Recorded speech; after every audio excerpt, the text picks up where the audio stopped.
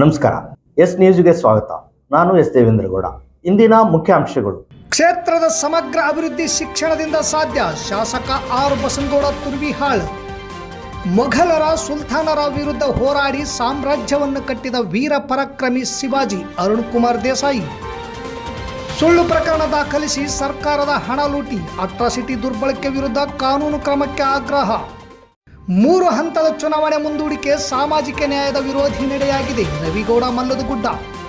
Plastic ಮುಕ್ತ ನಗರಕ್ಕಾಗಿ ಸಂಕಲ್ಪ ಶಿಕ್ಷಣ ಗ್ರಾಮೀಣಾಭಿವೃದ್ಧಿ ಸಂಸ್ಥೆಯಿಂದ ಜಾಗೃತಿ ಬೀದಿ ನಾಟಕ ಪ್ರದರ್ಶನ.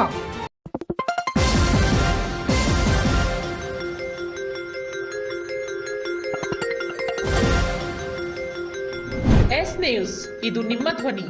ವಾರ್ತೆಗಳ ವಿವರ.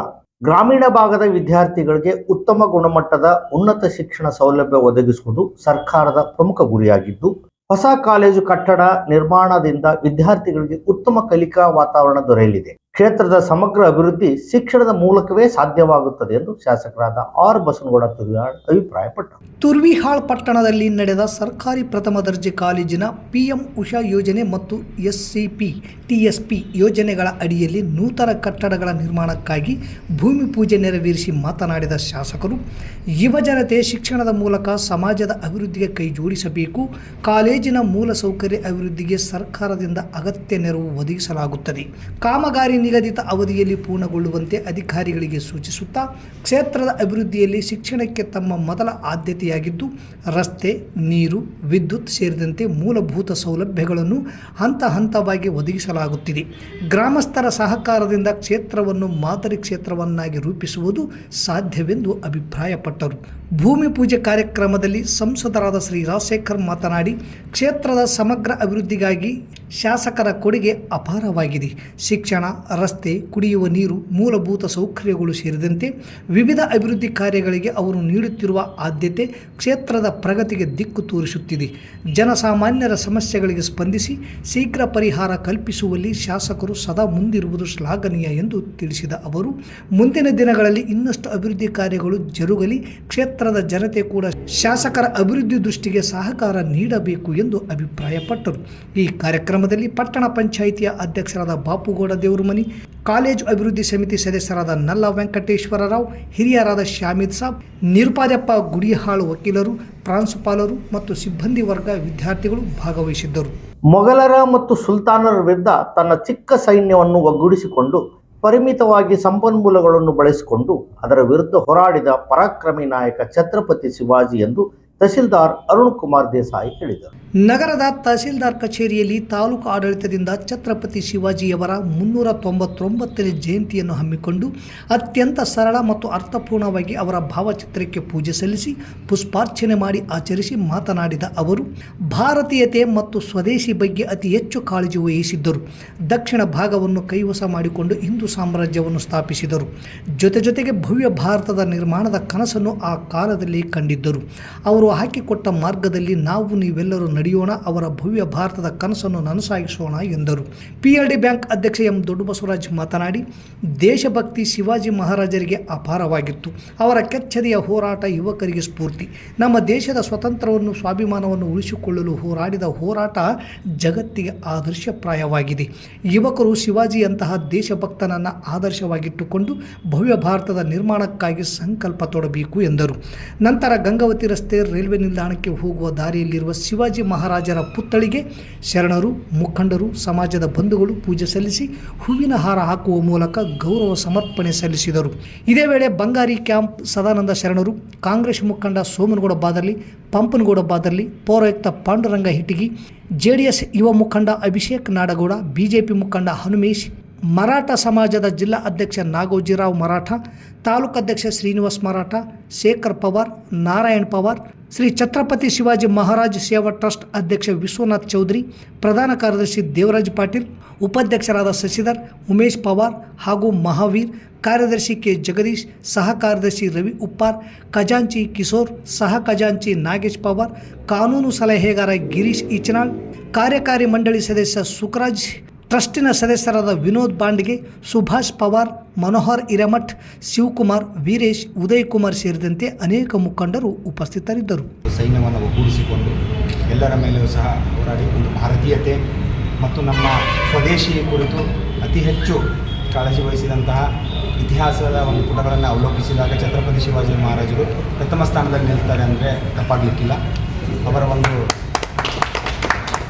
ಒಂದು ಜಯಂತಿಯ ಶುಭಕಾಮನೆಗಳನ್ನು ಕೋರುತ್ತಾ ಅವರ ಇತಿಹಾಸ, ಅವರ ಜೀವನವನ್ನು ನಾವು ನೋಡ್ತಾ ಹೋದರೆ ಶಾಜಿ ಮತ್ತು ಜೀಜಾಬಾಯಿ ಉದರದಲ್ಲಿ ಜನಿಸಿದಂಥ ಶಿವಾಜಿ ಮಹಾರಾಜರವರು ದಾದಾಜಿ ಕೊಂಡ್ರೆವಂಥ ಗುರುಗಳಿಂದ ಒಂದು ಗುರುವಿನ ಒಂದು ಆಶ್ರಯದಲ್ಲಿ ಬೆಳೀತಾ ಮುಂದೆ ಅನೇಕ ಒಂದು ಎಂಟೈರ್ ಸೌತ್ ಇಂಡಿಯಾನೇ, ಇಡೀ ಒಂದು ದಕ್ಷಿಣ ಭಾರತವನ್ನೇ ತಮ್ಮ ಕೈ ವಶ ಮಾಡಿಕೊಂಡು ಒಂದು ಹಿಂದವಿ ಸ್ವರಾಜ್ ಅಂತ ನಾವು ಕರೀತೀವಿ, ಹಿಂದೂ ಸಾಮ್ರಾಜ್ಯವನ್ನು ಸ್ಥಾಪನೆಯ ಗುರಿಯನ್ನು ಇಟ್ಕೊಂಡಿರುವಂಥ ಶಿವಾಜಿ ಮಹಾರಾಜ್ ಎಲ್ಲರನ್ನು ಒಗ್ಗೂಡಿಸಿ, ಅದರಲ್ಲೂ ಸಹ ನಮ್ಮತನ, ನಾವೊಂದು ಏನು, ನಮ್ಮ ದೇಶದ ಪರಂಪರೆ ಏನು, ಆ ಇತಿಹಾಸವನ್ನು ಮೆಲುಕಾಗ್ತಕ್ಕಂಥ ಕ್ಷಣಗಳನ್ನು ಅವರು ಇತಿಹಾಸ ಪುಟಗಳಲ್ಲಿ ಕಾಣ್ತಾ ಹೋಗ್ತಾರೆ. ಅದರ ಪರಂಪರೆಯನ್ನು ಮುಂದೆ ಬಂದಂತಹ ಜ್ಯೋತಿಬಾ ಫುಲೆ ಅವರಾಗಿರ್ಬೋದು, ಬಾಲಗಂಗಾಧರ ತಿಲಕ್ ಅವರಾಗಿರ್ಬೋದು, ಆ ಮಹಾರಾಷ್ಟ್ರ ಪ್ರಾಂತ್ಯದಲ್ಲಿ ಮತ್ತು ಸುತ್ತಮುತ್ತ ರಾಜ್ಯಗಳಲ್ಲಿ ಆ ಪರಂಪರೆಯನ್ನು ಬಹಳ ವಿಜೃಂಭಣೆಯಾಗಿ ಮುಂದುವರಿಸ್ತಾ ಬಂದರು.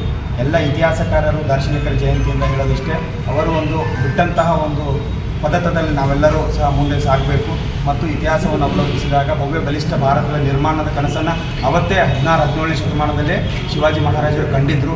ಅದನ್ನು ಈಗ ನಾವು ನಮ್ಮ ಕೈಲಾದಷ್ಟು ಮುಂದುವರಿಸ್ತಕ್ಕಂಥ ಸೇವೆಯನ್ನು ನಾವೆಲ್ಲರೂ ಮಾಡೋಣ ಅಂತಕ್ಕಂಥ ಮಾತನ್ನು ಹೇಳ್ತಾ ಮತ್ತೊಂದು ಬಾರಿ ಎಲ್ಲರಿಗೂ ಸಹ ವೀರ ಸಮರ್ಥ ಸೇನಾನಿ ರಾಜ ಮಹಾರಾಜ ಛತ್ರಪತಿ ಶಿವಾಜಿ ಮಹಾರಾಜರ ಒಂದು ಜಯಂತಿಯ ಹಾರ್ದಿಕ ಶುಭಾಶಯಗಳು ತಿಳಿಸ್ತಾ ಸಿಂಧನೂರು ತಾಲೂಕಿನ ವಕೀಲರಾದ ಆರೋಗ್ಯ ಎ ರಾಜು SC/ST ದೌರ್ಜನ್ಯ ತಡೆ ಕಾಯ್ದೆಯನ್ನು ದುರ್ಬಳಕೆ ಮಾಡಿಕೊಂಡು ಮೇಲ್ಜಾತಿಯವರ ವಿರುದ್ಧ ಸುಳ್ಳು ಪ್ರಕರಣ ದಾಖಲಿಸಿ ತಮ್ಮ ಸಂಬಂಧಿಕ ಹೆಸರಿನಲ್ಲಿ ಮಾನಹಾನಿ ಆಗಿದೆ ಎಂದು ಬಿಂಬಿಸಿ ಇದನ್ನೇ ಬಂಡವಾಳ ಮಾಡಿಕೊಂಡು ಸಮಾಜ ಕಲ್ಯಾಣ ಇಲಾಖೆಯಿಂದ ಈಗಾಗಲೇ ಸಾಕಷ್ಟು ಹಣವನ್ನು ಸಹ ಪಡೆದಿರುತ್ತಾನೆ ಎಂದು ಗಂಭೀರವಾಗಿ ಆರೋಪಿಸಿ ಅಟ್ರಾಸಿಟಿ ದುರ್ಬಳಕೆ ಮಾಡಿಕೊಂಡಿರುವ ವಿರುದ್ಧ ಸೂಕ್ತ ಕಾನೂನು ಕ್ರಮ ಜರುಗಿಸಬೇಕೆಂದು ತಹಸೀಲ್ದಾರ್ಗೆ ಮನವಿ ಪತ್ರ ಸಲ್ಲಿಸಲಾಯಿತು ಎಂದು ನಾಗರಾಜ್ ಮುದ್ದಾಪುರ್ ತಿಳಿಸಿದ್ದಾರೆ.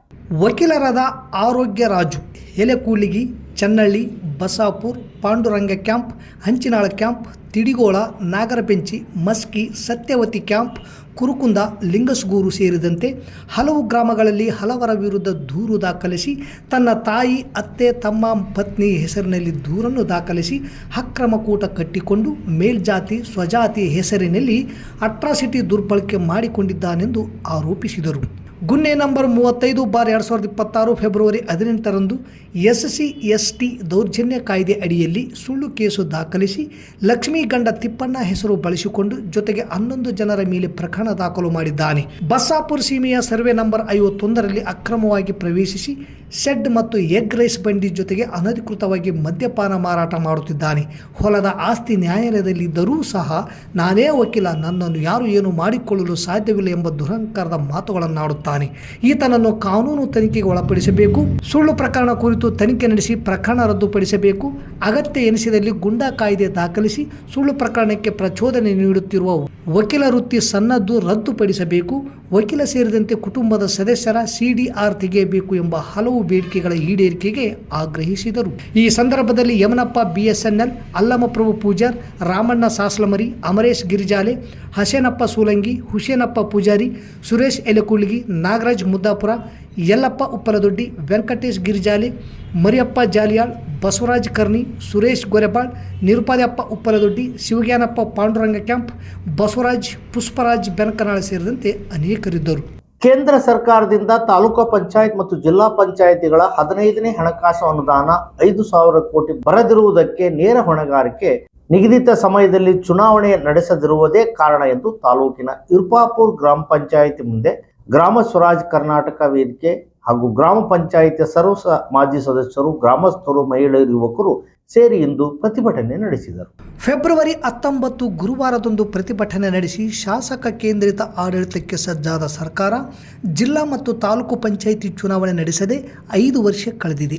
ಗ್ರಾಮ ಪಂಚಾಯಿತಿ ಚುನಾವಣೆ ನಡೆಸದೆ ಆಡಳಿತಾಧಿಕಾರಿಗಳ ನೇಮಕ ಮಾಡಿದ ಸರ್ಕಾರ 3 ಹಂತದ ಪಂಚಾಯಿತಿ ಚುನಾವಣೆಗಳನ್ನು ಮುಂದೂಡಿ ಆಡಳಿತಾಧಿಕಾರಿ ನೇಮಿಸಿ ಮಹಿಳೆಯರಿಗೆ, ಪರಿಶಿಷ್ಟ ಜಾತಿ ಮತ್ತು ಪರಿಶಿಷ್ಟ ಪಂಗಡ ಹಾಗೂ ಹಿಂದುಳಿದ ವರ್ಗಗಳಿಗೆ ರಾಜಕೀಯ ಅಧಿಕಾರದಿಂದ ದೂರವಿಡುವುದು ಸಾಮಾಜಿಕ ನ್ಯಾಯದ ವಿರೋಧಿ ನಡೆಯಾಗಿದೆ. ಗ್ರಾಮ ಪಂಚಾಯಿತಿಗಳಿಗೆ ಬರಬೇಕಾದ 15ನೇ ಹಣಕಾಸು ರಾಜ್ಯದ ಪಾಲು 2100 ಕೋಟಿಯಲ್ಲಿ ನಯಾ ಪೈಸೆಯೂ ಸಹ ಬಿಡುಗಡೆಯಾಗಿಲ್ಲ. ನರೇಗಾ ಯೋಜನೆ ಅಡಿಯಲ್ಲಿ ನಿಯಮಾನುಸಾರ ಮಾಡಿದ ಕಾಮಗಾರಿಗಳಿಗೆ 2 ವರ್ಷಗಳಿಂದ ಸಾಮಗ್ರಿ ಮೊತ್ತ ಬಿಡುಗಡೆ ಆಗಿಲ್ಲ. ಇದಕ್ಕೆಲ್ಲ ಯಾರು ಹೊಣೆ ಎಂದು ತೀವ್ರವಾಗಿ ಖಂಡಿಸಿದರು.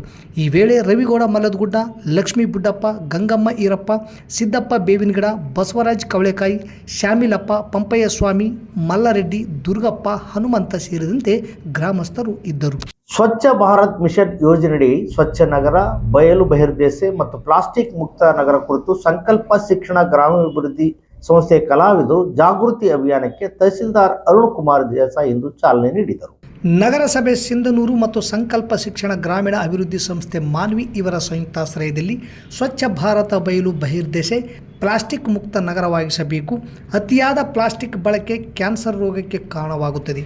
ಕಸ ವಿಲೇವಾರಿಯಲ್ಲಿ ಹಸಿ ಕಸ, ಒಣ ಕಸ, ಅಪಾಯಕಾರಿ ಕಸ ನಿಮ್ಮ ಮನೆಗಳಲ್ಲಿ ವಿಂಗಡಣೆ ಮಾಡಿ ನಗರಸಭೆ ಪೌರ ಕಾರ್ಮಿಕರಿಗೆ ನೀಡಿ ಉದ್ಯೋಗ ಸೃಷ್ಟಿ ಹಾಗೂ ಸ್ವಚ್ಛ ನಗರ ಮಾಡಲು ಕೈ ಜೋಡಿಸಬೇಕು. ಅತಿಯಾದ ನೀರು ಬಳಕೆಯಿಂದ ಮುಂದೆ ನೀರು ಸಿಗದಂತೆ ಪರಿಸ್ಥಿತಿ ನಿರ್ಮಾಣ.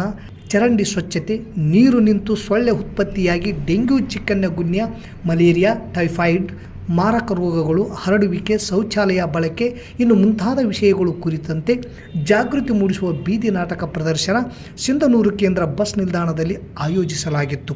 ಕಾರ್ಯಕ್ರಮವನ್ನು ನಗರಸಭೆ ಪೌರಾಯುಕ್ತ ತಮಟೆ ಬಡಿಯುವ ಮುಖಾಂತರ ಚಾಲನೆ ನೀಡಿದರು. ಈ ಸಂದರ್ಭದಲ್ಲಿ ಚೇತನ್ ನಾಯಕ್ ಪರಿಸರ ಅಭಿಯಂತರರು, ಹನುಮಂತ ಯಾದವ್ ಹಿರಿಯ ಆರೋಗ್ಯ ನಿರೀಕ್ಷಕರು, ಕಿರಿಯ ಆರೋಗ್ಯ ನಿರೀಕ್ಷಕ ಲಕ್ಷ್ಮೀಪತಿ ಗೌಡರ್, ಲಿಂಗರಾಜ್, ವೆಂಕಟೇಶ್ ಹಾಗೂ ನೈರ್ಮಲ್ಯ ಮೇಲ್ವಿಚಾರಕರು, ಸಮುದಾಯ ಸಂಚಾಲಕರು, ಸಂಕಲ್ಪ ಶಿಕ್ಷಣ ಮತ್ತು ಗ್ರಾಮೀಣಾಭಿವೃದ್ಧಿ ಸಂಸ್ಥೆ ಅಧ್ಯಕ್ಷರು ಪರಶುರಾಮ್ ಬಾಗಲವಾಡ ಹಾಗೂ ನಗರಸಭೆ ಅಧಿಕಾರಿ ವರ್ಗ ಮತ್ತು ಕಲಾವಿದ ರಾಜಪ್ಪ ಸಿರ್ವಾರ್, ಪ್ರಕಾಶ್ ವಿಜಯಪುರ, ಜ್ಯೋತಿ, ಶಿವಪ್ಪ, ನಾಗನಗೌಡ, ಭಾಗೇಶ್ ಶರಣಯ್ಯ, ರೇಖಾ ಪೂಜಾರಿ ಇದ್ದರು. ನಾಟಕ ಪ್ರದರ್ಶನ ಬಸ್ ನಿಲ್ದಾಣ, ಬಸವೇಶ್ವರ ಸರ್ಕಲ್, ಇಂದಿರಾ ಕ್ಯಾಂಟೀನ್ ಹಾಗೂ ಗಂಗಾನಗರಗಳಲ್ಲಿ ಜಾಗೃತಿ ಮೂಡಿಸುವ ಬೀದಿ ನಾಟಕ ಪ್ರದರ್ಶನ ಮಾಡಲಾಗಿದೆ.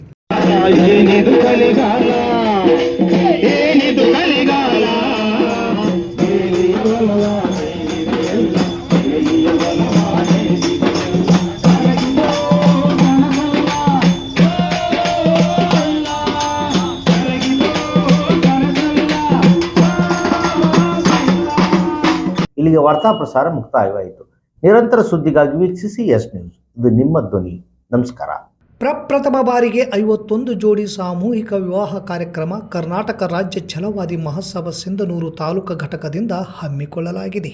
ತಥಾಗತ ಗೌತಮ್ ಬುದ್ಧರ 2570ನೇ ವರ್ಷದ ಜಯಂತಿ, ವಿಶ್ವಗುರು ಬಸವಣ್ಣನವರ 892ನೇ ಜಯಂತಿ, ವಿಶ್ವ ಮಾನವ ಮಹಾನ್ ಮಾನವತಾವಾದಿ ಭಾರತ ರತ್ನ ಸಂವಿಧಾನ ಶಿಲ್ಪಿ ಡಾಕ್ಟರ್ ಬಾಬಾ ಸಾಹೇಬ್ ಅಂಬೇಡ್ಕರ್ ಅವರ 135ನೇ ವರ್ಷದ ಜಯಂತಿಯ ಅಂಗವಾಗಿ ಏಪ್ರಿಲ್ 20ರಂದು ಸಿಂಧನೂರು ನಗರದ ಯಲ್ಲಮ್ಮದೇವಿ ದೇವಸ್ಥಾನದ ಹತ್ತಿರ ಇರುವ ಯಮನೂರಪ್ಪ ದರ್ಗಾದ ಆವರಣದಲ್ಲಿ ಪ್ರಪ್ರಥಮ ಬಾರಿಗೆ 51 ಜೋಡಿ ಸಾಮೂಹಿಕ ವಿವಾಹ ಕಾರ್ಯಕ್ರಮ ಕರ್ನಾಟಕ ರಾಜ್ಯ ಛಲವಾದಿ ಮಹಾಸಭಾದಿಂದ ಹಮ್ಮಿಕೊಳ್ಳಲಾಗಿದೆ.